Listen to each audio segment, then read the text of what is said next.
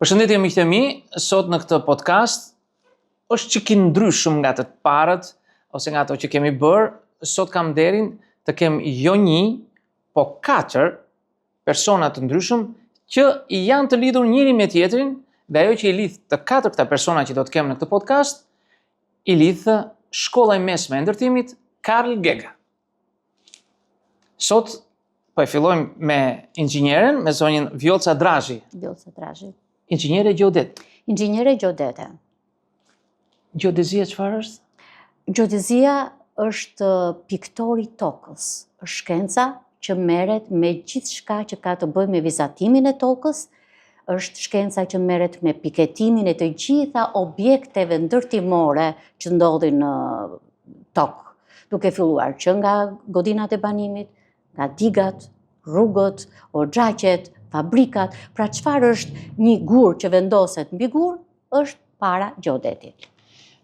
Nëse do të më lejoni vetëm një fjalë, gjeodeti në gjuhën e teknikës quhet syri i ndërtuesit. Jemi ne dhe pastaj vazhdon gjithçka tjetër. Dakor, me gjithë këto mrekulli që keni ju. Ju sa vite keni që jepni mësim në këtë shkollë? Unë u bëra plot 12 vjet në këtë shkollë. 12 vjet. Kjo është shkolla e mesme e ndërtimit 4 vjeçare, që është ndryshe nga shkollat e tjera, që janë 3 vjeçare, gjimnazet. Shkollat gjimnaze kanë arsim të përgjithshëm, Po. ndërsa shkollat profesionale, ose quhen arsimi parauniversitar, Po. është i realizuar në formën e 4 viteve, por mënyra se si avancohet është 2+1+1. Nëse do më lejoni, unë e shpjegoj. Shkolla 2+1+1 ose sistemi 2+1+1 do të thotë që pas çdo cikli nxënësit tanë hynë në një provim testimi dhe mbi këtë testim ata marrin një kategori pune. Paraprakisht mund të them që Republika e Shqipërisë njeh 7 nivele kategorie dhe në mbarim të 4 vjeçarit të kësaj shkolle, nxënësi jon përfiton kategorinë e 4, pra një nivel teknik. Pra nuk është më një nivel punëtor i kualifikuar, por nivel teknik, menaxhues, i aftë të hapi një mini biznes. Ju kuptova shumë mirë. Ajo që mua edhe të tjerëve që na shikojnë është sa deg mund të studiojnë fëmijët që kanë mbaruar 9 vjeçaren tek shkolla juaj? Për fatin tonë të mirë, ne jemi një nga shkollat që ka sasinë më të madhe të profesioneve, Të cilat janë? të cilat janë ndërtimi, Po. gjeodezia, termohidraulika, përpunimi i drurit, mekanika, shërbimi i mjeteve të transportit ose servisi makinave që themi. Të gjitha janë profesione që tregu është i etshëm për t'i thithur nxënësit tanë. Tek shkolla juaj, sa dëshirë kanë njerëzit të vinë ose fëmijët të vinë të bëjnë ndërtues, të merren me ndërtim? Ka? Ky është një nga problemet e sfidat që hasim ne. Sepse koncepti sidomos i brezit të sotëm është që nga shkolla e mesme ti del thjesht një ndërtues. Por në të vërtetë nuk është një gjë e tillë. Fakti që ti merr kategorinë e 4 dhe titullin teknik, ti je një teknik menaxhues i cili ke të drejtën të hapësh një mini biznes, pra të menaxhosh një brigadë të vogël, të menaxhosh një kantier. Mos kaloj më tej tek gjeodezia që është dhe profesioni im, me këtë diplomë që ti merr, ke të drejtën të marrësh licencë për të hyrë direkt në tender dhe të hapësh studion tënde. Ose mbarove për shembull shërbimi mjetesh transporti, ke të drejtën të hapësh një mini biznes, një servis. Pra niveli është nivel menaxherial dhe teknik i lartë. Dakor. Tek ndërtimi është ky problemi që Do ju bëj 2 pyetje të njëpasnjëshme. Patjetër. Sa nxënës ka shkolla juaj dhe sa vajza ka shkolla juaj? Këtu do më zësh pak keq. Shkolla jonë ka rreth për afërsisht ke 1000. 1000? Vajza kemi vetëm 2. 2 vajza? 2 vajza. Dhe ato studiojnë për? Gjeodezi. Gjeodezia faktikisht tani është kaq e robotizuar, kaq e informatizuar, sa që vajzat kanë filluar ta kuptojnë këtë gjë, sepse të bësh hartat tashmë bëhet me AutoCAD, me GIS, rilevimet nuk bëhen më si në kohën e Egjiptit të lashtë militar, tash i bën me dron, i bën me GPS, i bën me satelit, dhe pjesa është bërë shumë intelektuale, e thënë ndryshe si profesion. Kështu që kjo ka thyer pak mitin për të ardhur në gjeodezi. Duhet që ata nxënës që mbarojnë në klasën e 9 të kenë mesatare për të hyrë në shkollën tuaj, hyn me konkurs, si hyn? Jo, kush të doj mund të hyjë, nuk ka absolutisht pengesë mesatar, fillon që nga mesatarja 5 deri tek mesatarja 10. Zgjedhja bëhet në bazë të dëshirës që ka fëmia, megjithëse të jemi realist dhe të ndershëm. Atje ku duan prindrit? Por që nuk ka pengesë mesatarja. Nuk ka pengesë mesatarja. Fare absolutisht. A mundet një fëmijë i cili ka mbaruar, një nxënës që ka mbaruar te shkolla juaj te Karl Gega, të vejë në universitet? Po.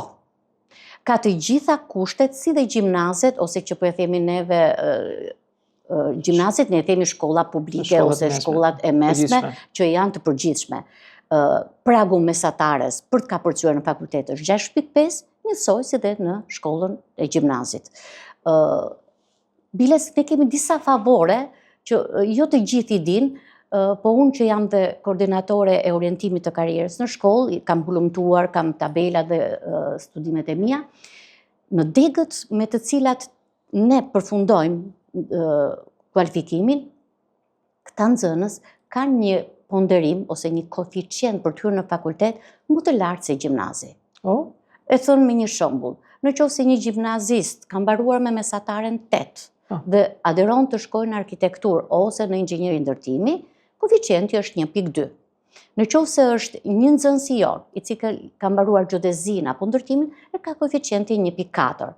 Barazvlera e tyre në universitet është me mesatare 8.4, gjimnazisti me 8.2. Preferenca për ta tërhequr është i joni. Vazhdoj me pyetjet. Të gjithë nxënësit që i keni vetëm nga Tirana apo dhe nga rrethet? Kjo është shkollë shtetërore, po e themi, është shkollë publike, ka konviktin e vet dhe vin nga i gjithë Shqipëria.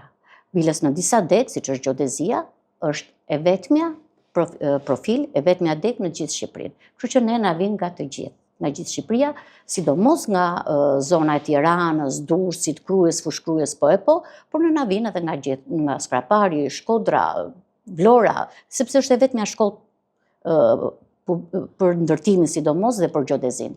Të gjithë fluksin që vinë ju e përballoni apo keni nga ata që edhe i largoni sepse s'ka vende shkolla? Jo. I pranoni të gjithë? I përballojmë. Klasat janë të mëdha? Janë me shumë nxënës? Shkolla është e përbërë nga 2 godina. Tani aktualisht, por ne jemi në fazë për të bërë një godinë të re.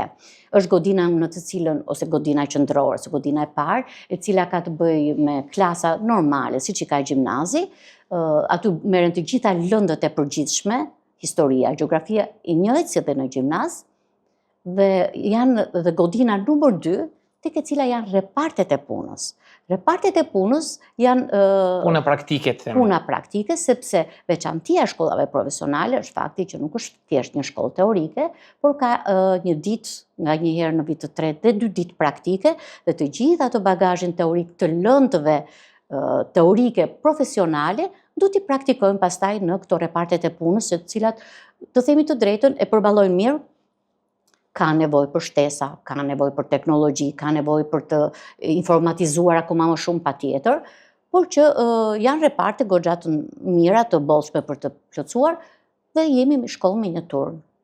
A mund të themi është një inkubator edhe për ata që duan të shkojnë jashtë të punojnë, për të furnizuar dhe tregun evropian, jo vetëm shqiptar? Unë jam ndofta i çik jashtë mode, po unë them shqiptari është qytetari i botës. Të drejtën për ta shprehur aftësinë, talentin, pjekurinë e tij profesionale e ka njësoj si çdo qytetar i botës. Dhe e vërteta është që nga nxënësit tanë ka shumë të punësuar jashtë, që kanë gjetur vend, jo vetëm me diplomën që kanë marrë prej jush. Me diplomën, me profesionin këtu, dhe janë gjetur jo vetëm mirë, por nuk kanë parë një ndryshim të madh. Me ata që kanë gjetur atje. Me atje. Sepse ne kemi edhe një favor, po e themi si shkollë, që në vit të 3 dhe në vit të 4, nxënësit tanë ne mundohemi t'i lidhim me tregun e punës. U lidhim kontrata me biznese jashtë shkolle, që të shkojnë të punojnë. Që të shkojnë dhe 2 ditët e praktikës së tyre, të mos i bëjnë më në këto reparte që, po e themi, i hulumtuan kuriozitetin e gjithçkaje, por i bëjnë në praktikat drejt për drejt. Pjesërisht e vërtet në ca vende edhe i paguajnë, në ca vende dhe ndoshta dhe nuk i paguajnë. Mirë do t'ishte që kishtim një mbështetje nga biznesi, është një nga sfidat që ne inxhinierët po punojmë vazhdimisht, që biznesi jo vetëm na i marri, po dhe për ato ditë që punojnë dhe për atë pak punë sa ata bëjnë, le të paguhen. Por jo gjithmonë ndodh kjo gjë, jo gjithmonë ndodh. Orari i shkollës është i njëjtë me gjimnazet e tjera, po është i veçantë, ka orë më të gjata? Jo, orët janë njësoj si gjimnazi, me të njëjtën stil dhe strukturë si gjimnazi, sepse e thënë ndryshe, ne themi në gjuhën e përditshme shkollë profesionale, është një gjimnaz i orientuar drejt një profesioni. Shkaku që është 4 vite është sepse krahas lëndëve të gjimnazit, është i detyruar të bëjë lëndë teorike, profesionale, plus një ditë, ose dhe nga një herë në vit 3 dhe vit 4, 2 ditë praktike. Teorikisht zgjatet. Shteti u ndihmon me aparatura, me mjete, si duket? Financimet e shtetit janë ato që janë, përveç se ka dhe ca gjëra shumë të mira që i japin dhe stimul nxënësit.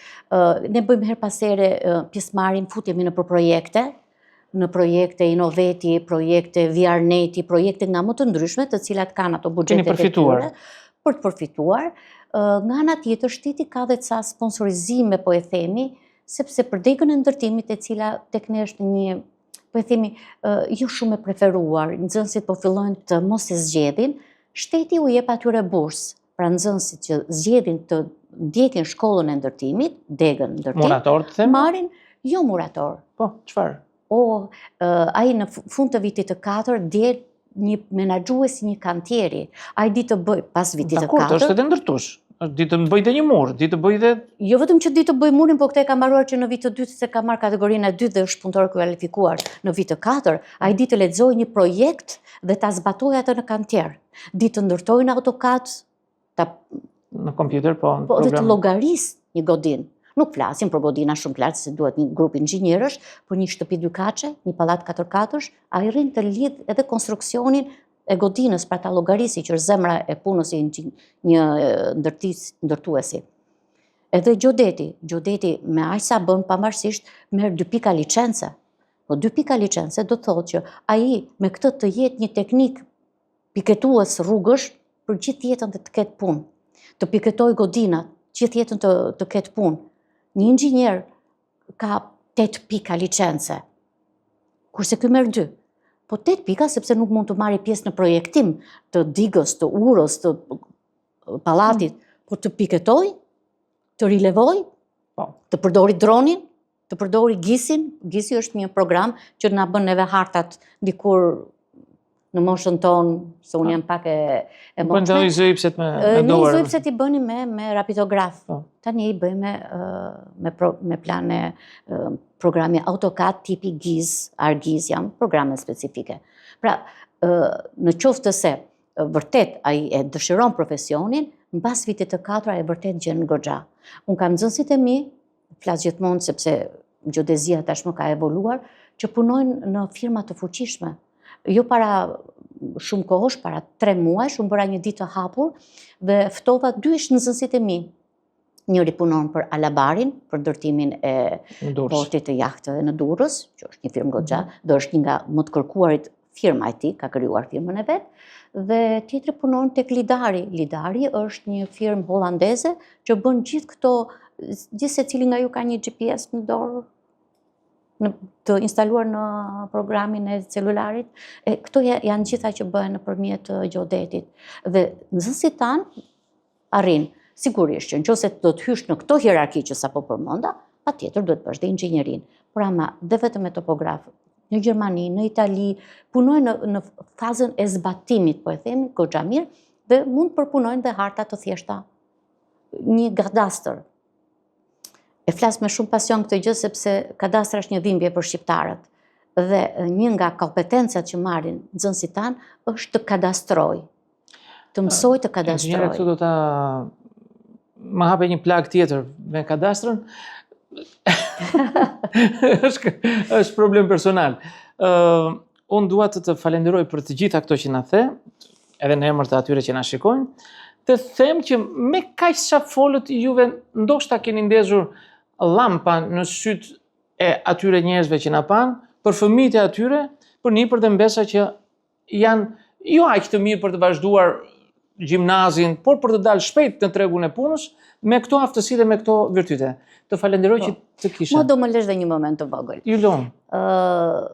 Është dihet shprehja që po ta çojmë peshkun në pemë të kacaviret dhe majmunin në det që të notoj, ata do t'jenë të bulizuar gjatë gjithë jetës, sepse do t'jenë të paaftë. Çoj peshkun në det të notoj dhe majmunin të kacaviret, dhe ato t'jenë gjeni në fushën e tyre.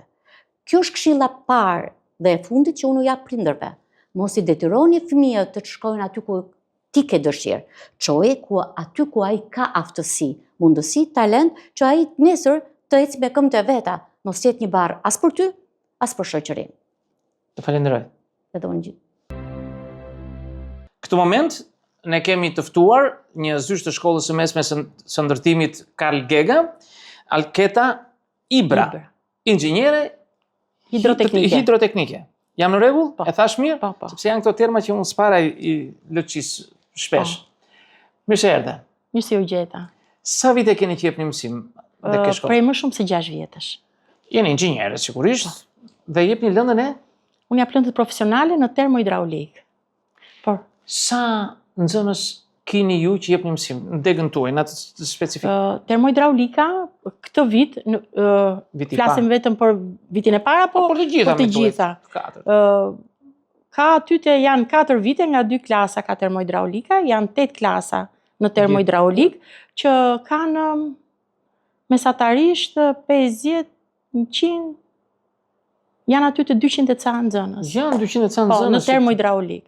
Sepse viti i dytë që është si vjet, ka shumë nxënës të regjistruar, kemi klasa, një klasë kemi me 40 veta dhe një klasë kemi me 33 veta. Ka interes për këtë degë? Po, ka shumë interes për këtë degë dhe për këtë jemi shumë të gëzuar, ka shumë interes. Nuk u pyes nëse ka vajza, se e di që s'ka vajza, se më tha zysha tjetër që janë vetëm 2 në geodezi. 2 në geodezi.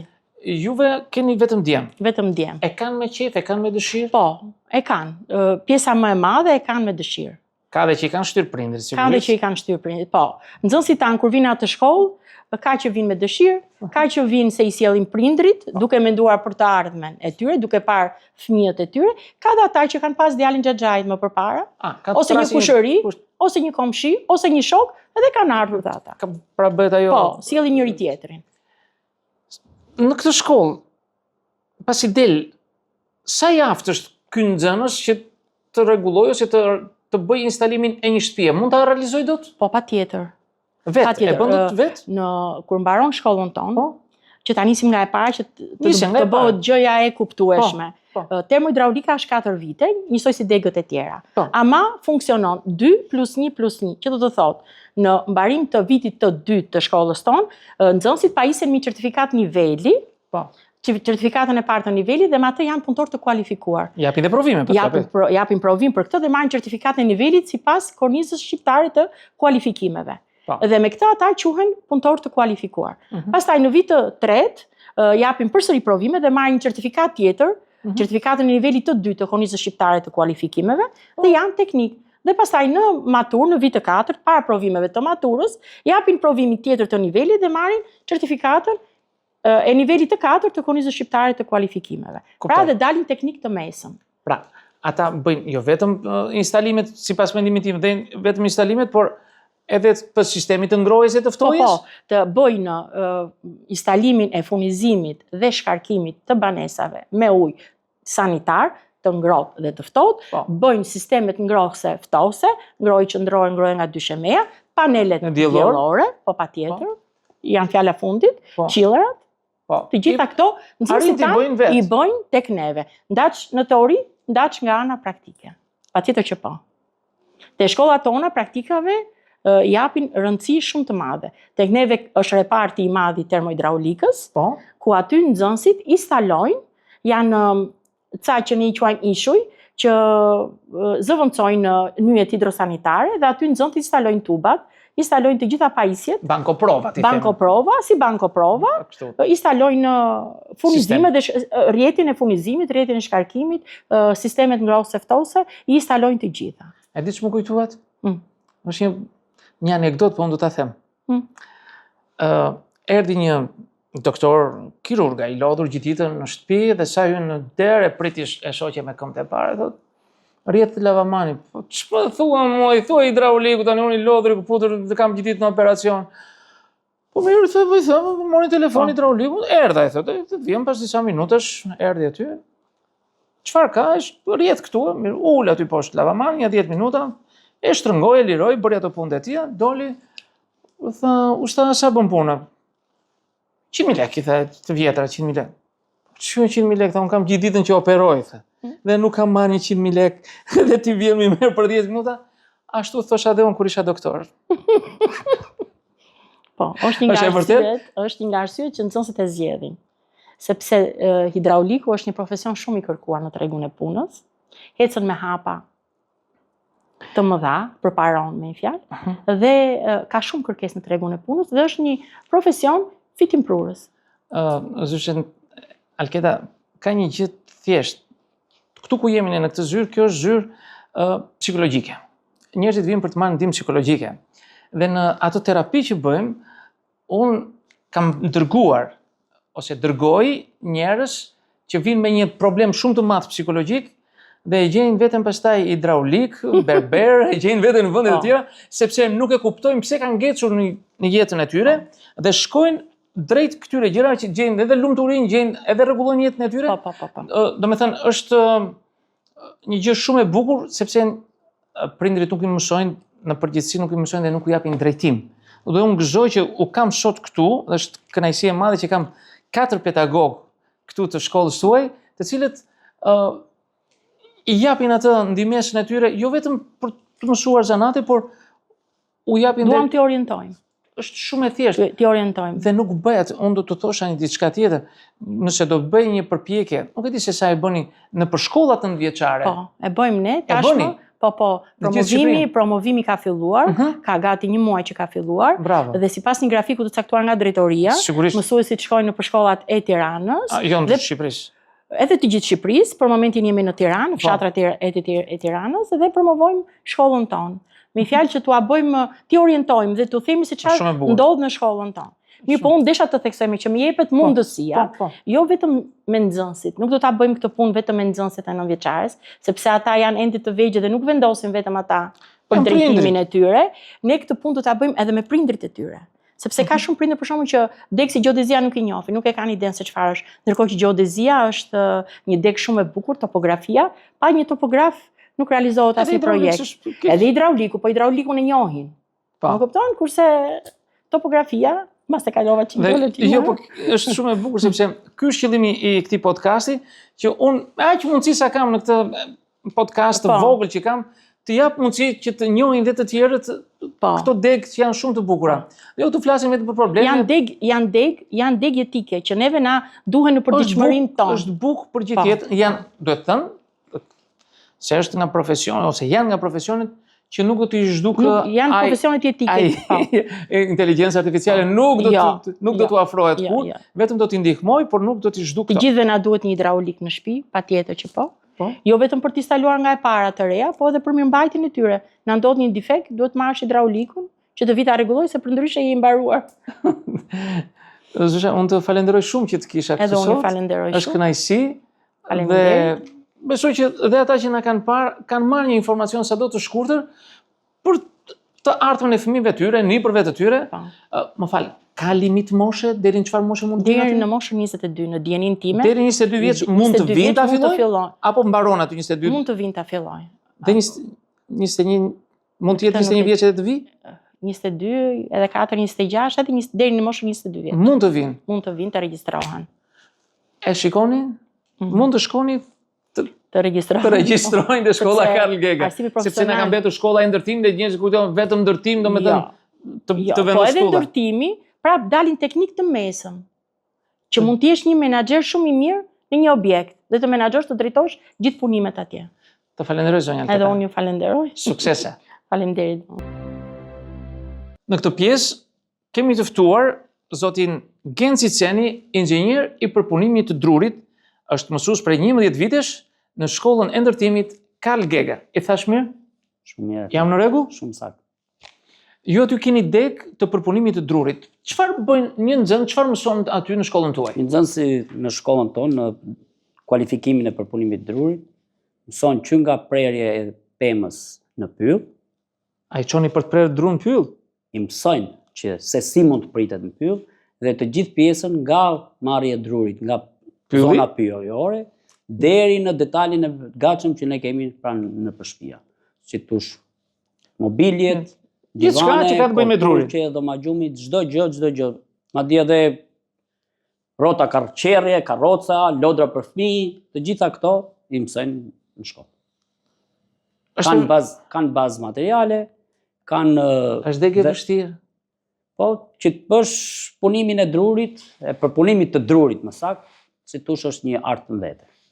Po tani të themi marangoz, ka ikur ajo koncepti marangoz, s'ka as truk, as shqepar, as gosht, as dar, nuk ka asgjë nga këto, tani ka vetëm sharr, plan, këto janë zëvendësuar pak a shumë me mjetet mekanizuara moderne, dorës, moderne.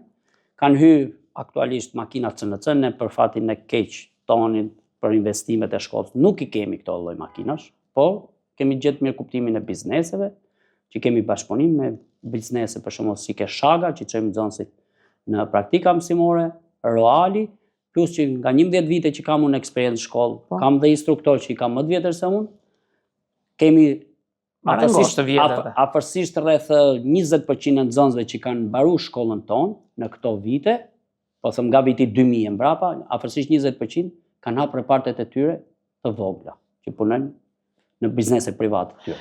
Shiko, tani mes nesh, se nuk na dëgjon njeri veç ata që na shikojnë, ka një gjë që por çarkullon thotë, kot që thotë marangoz, ai më shumë është hamall, të ngrësh dollapën në katë 7 apo të 8 është nuk, po ka 17, 18, 20 kate. Me thënë, është edhe një punë e lodhshme, mos e them që është kaq e thjeshtë, mos i bëjmë gjërat Jo, je shumë i saktë. Është me fjalë do çik fuqi. Do fuqi, është profesion që do fuqi.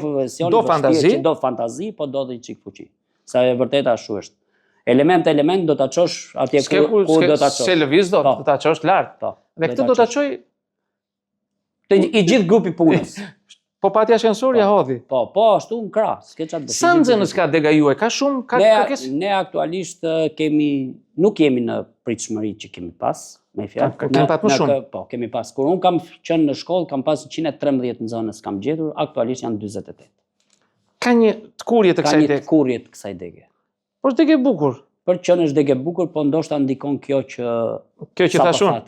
Kjo që thashun. Ja, to thonë, ne kemi ardhur me mësu, nuk kemi ardhur me shku hamall me ngjit gjërat në katet e larta ose të marrim. Po tregu ka shumë nevojë. Të ngrejmë pllaka njëra tjetër. Tregu patjetër që ka nevojë. Gjithë ndërtimet që bëhen. Sot më shumë po përdoret jo me druri masiv, punimet e drurit për arsye se kanë kosto më të lartë. Ajo është kryesorja. NDF-i. Përdoren me pllaka, NDF, plak zdrukthi, melamina, HPL. Këto plakat me plastik, me lamine plastikuar, këto lloj përdoren. Tani se tush më shumë marangozët e vjetër, tani më shumë kanë dalë montues. Po, montues. Deri kësaj. Pak a shumë, me fjalë mjafton që të di si ran e punës se si duhet bëhet, ti presi bukur ose është kriju dhe rrjeti i tillë që tani ke mini fabrika mund të quaj, që kanë bërë investime dhe i ke merr gatshme dhe thjesht i monton. Me fjalë në rast se mund të ketë në një nuk është profesion shumë i lodhshëm. Nuk do ta shumë i lodhshëm nuk është. Është e vërtetë ajo që po thua, nuk është profesion. Është vetëm ajo pjesa vetëm pjesa që do ngrihesh atje dhe kjo është. Kërkesa thatë që po bien. Nuk e di, e thash pak më parë edhe me një zysh tjetër, që inteligjenca artificiale s'ka ç'tu bëj. Këti zanati nuk e eliminon. Jo, nuk e eliminon inteligjenca. Të bëj çfarë të doj. Jo. Me thënë, është një nga problemet e mëdha që do t'i nxjerr, kush e di sa profesion do të zhduk inteligjenca artificiale. Në përgjithësi profesionet që janë ke shkolla Kalgega, të cilët janë 6 kualifikime, nuk i zhduk inteligjenca artificiale. Se aty ke hidraulik dhe termohidraulik, të dyja ato tubat do t'i shtrojnë, vidat do t'i rregullojnë. Geodet do ketë.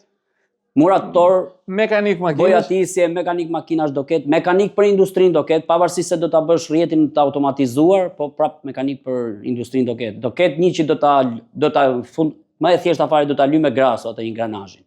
Po ashtu dhe ke përpunim druri. Do ketë dikë që do ta presi atë, pavarësisht se ti mund do ta programosh që do ta presi me lazer, me rrezë X, si do, po prap atë pjesën e prerë do ta marrë dhe do ta përpunoj. Ose në rast se ato ashklat e prera do t'i grumbullosh me një thithse, do hapësh, do bësh një plak, fjala vjen. Nuk do ikë dëm asgjë. Nuk ikën dëm. Kështu që prap do ngelet si profesion.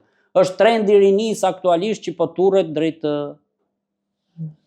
kompjuterit. Unë ashtu e kam nisur dhe e lash. Është trendi që besoj që po turret drejt kompjuterit. Aktualisht ne kemi goxha prurje ke SHMT-ja, ne lejmë për dëshiruar ke përpunimi i drurit, thash, po thuj ka rame 60% çfarë për 10 vjet. Unë shikoj makineritë janë shumë moderne, nga që kanë qenë në kohën time, para 40 vjetësh janë shumë moderne. Unë preva që gishtin dhe e lash, nuk u mora më pastaj.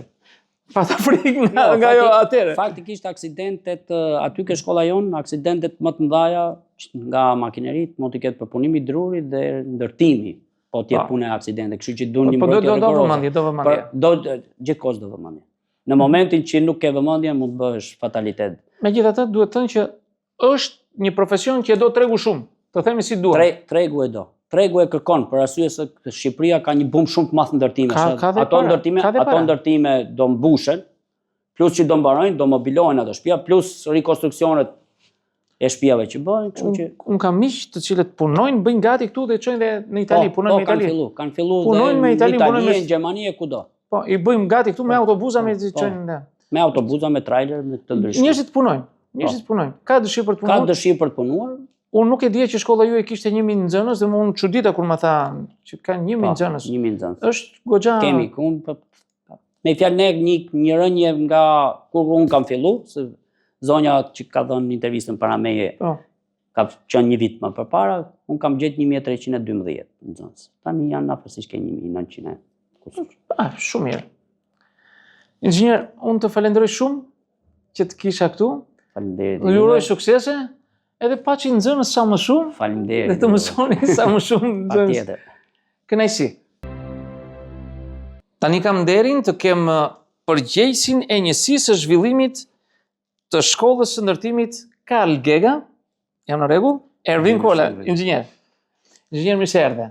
Mirë se u gjeta dhe shumë faleminderit për ftesën. Juve çfarë lëndë jepni aty konkretisht dhe në kë klasa specifikisht? Atëherë, unë jam në drejtimin shërbime mjetesh transporti, po bëj një hyrje për sa i përket strukturës. Kemi një strukturë 2+1+1, pra pas 2 viteve të para këta nxënës certifikohen si ndihmës mekanik. Në vit të tretë ta profilizohen, ku ne kemi 3 profile, kemi shërbime gjenerike, shërbime elektroauto, dhe kemi dhe plus dyshen, sepse futet në sistemi 2+2, ku kemi shërbime mekatronike në automjete, që aktualisht vetëm shkolla jonë e ofron në rangën republike. Unë aktualisht jap në vitin e tretë në profilin shërbime elektroauto, lëndët dhe sistemet elektrike, elektronike dhe kompjuterike në mjetet e transportit, gjithashtu jap dhe në vitin e katërt tek sistemi plus 2 shërbime mekatronike në automjete, jap lëndën e diagnostikimit kompjuterik dhe makinat elektrike dhe hibride. Profesor, të lutem, i mpive ata që na shikojnë, nuk hynë kompjuterike, megatronike, të shkretët ata që na shikojnë. Ata në nxënës të klasës 9 duan të vinë në shkollë të më bëhen elektroauto, të bëhen mekanik. Është e vështirë? Ne kemi ndjek një praktike cila mund të themi është pak inovative. Që do të thotë? Që do të thotë ta nxënësit të cilët vinë nga shkollat 9 vjeçare, ne kemi krijuar një klasë e cila është smart, mund të themi, pra ka një televizor i cili është Starboard, kemi disa programe VR, virtual reality, ku i shfaqim me automjetin duke bërë disa diagnostikime të vogla ku mund t'i bëjnë dhe nxënësit vetë. Diagnostikime është për të gjetur se ku është e sëmur makina automjeti. Po, për të parë se çfarë problematika është ka një makinë, më tepër të pjesët e sensorëve.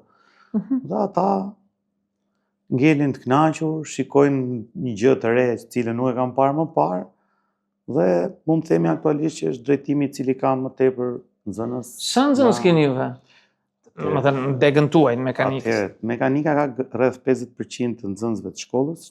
Janë afro 500 nxënës i keni ju? Janë rreth 450 nxënës. Ka kërkesa shumë.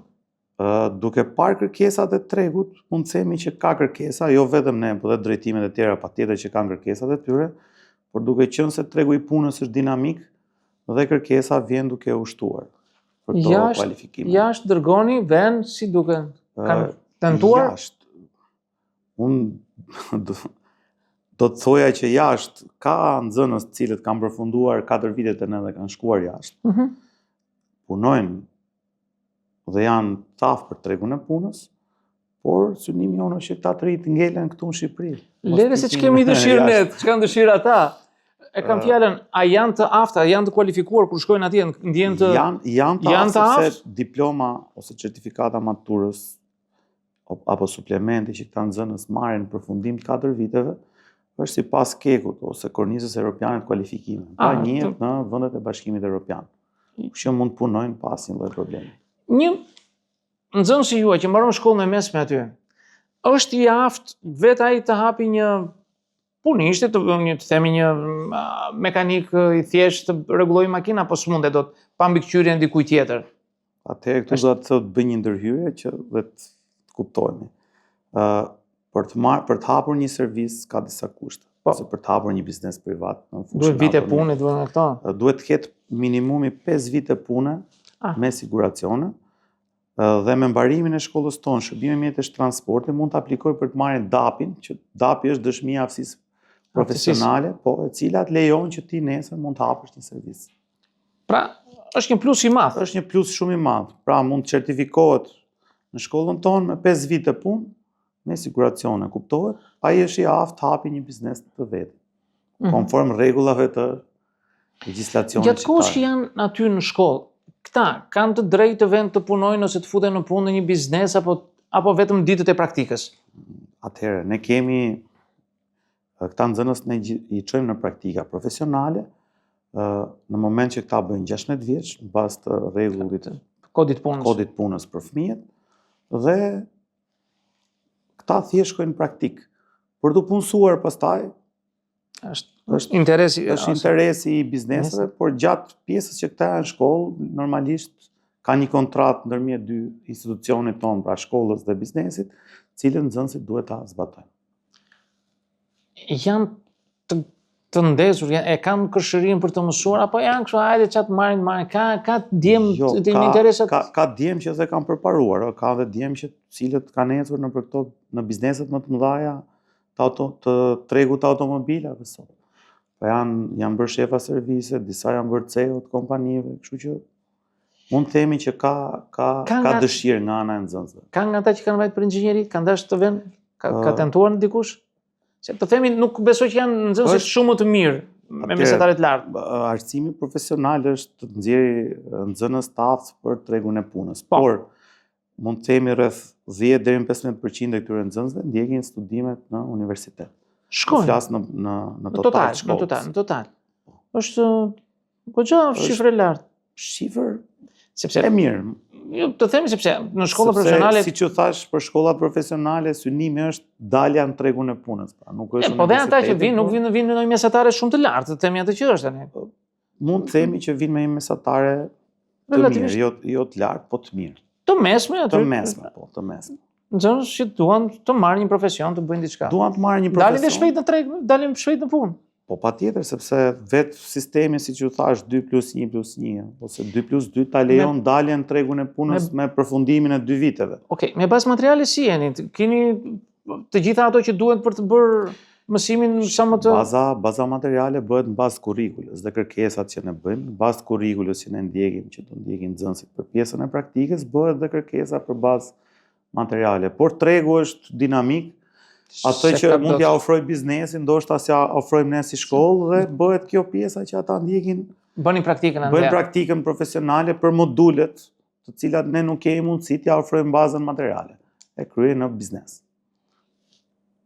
Do ta rekomandonit ju fëmijës tuaj në shkollën e tillë? Nëse jo vetëm fëmijës tim, po të gjithë fëmijët cilët mbarojnë 9 vjeçare, do t'ja rekomandoja të ndiqni shkollën Karl Gega. Për një arsye. Dhe kualifikimet që ne kemi në shkollë, sepse ne jemi taf për të nxjerrë specialistë për tregun e punës. Jemi shkolla avangarde për të nxjerrë specialist për tregun e punës. Ato që do të kapitalizmin. Patjetër, tregu punës, por stafi, mësimdhënësit cilët japin mësim, stafi mbështetës, ambienti që është në shkollë, besoj që do jetë atraktiv për këta nxënës. Ju varet nga Ministria e Arsimit apo nga Ministria? Ne varemi nga Ministria e Ekonomisë dhe Inovacionit, MEI. Dhe keni tjetër status, nuk keni vetëm atë të Ministrisë së Arsimit? Jo, Ministria e Arsimit bëhet ndarja. Ministria e Arsimit më tepër ka pjesën e mësuesve të kulturës, mësimdhënësve të kulturës përgjithshme. Kurse ju të tjerë? Ndërsa pjesa profesionale pastaj ndiqet nga MEI, ku janë dy agjenci, është AKPA-ja, që është Agjencia Kombëtare e Punësimit dhe Aftësive, është dhe AKAFPK-ja. Po, gjithë fjala, për YZZ-ja, po. Është agjencia e formimit e... Janë shumë fjalë që ne nuk na interesojnë. Ne na interesojnë që ata që na shikojnë të vinë në shkollën Karl Gega sepse ja vlen. Patjetër. Dalin dhe shpejt në punë, sjellin të ardhurat, dalin dhe të zotë për vetën e tyre. Kanë dhe të ardhura në një moshë fare të re. Duke qenë se janë të afër, dalin në tregun e punës. Profesor, unë të falenderoj shumë. Apo do të them inxhinier? Si doni inxhinier, profesor. Do më shtosh diçka?